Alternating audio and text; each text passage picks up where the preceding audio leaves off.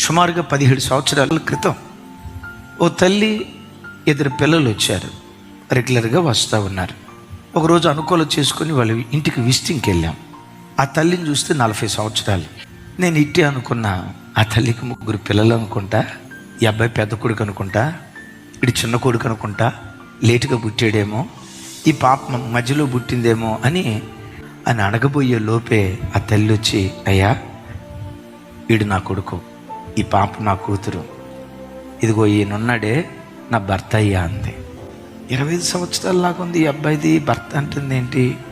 నేను పొరపాటు పడినట్టున్నా, పొరపాటున మీ కొడుకే కదమ్మా అని అంటే నా పరుగు పోయి ఉండేది.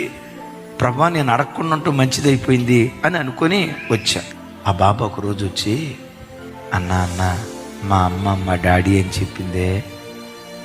ఆయన మా డాడీ కాదు. మరి మీ డాడీ ఏమైపోయాడు రా అన్న.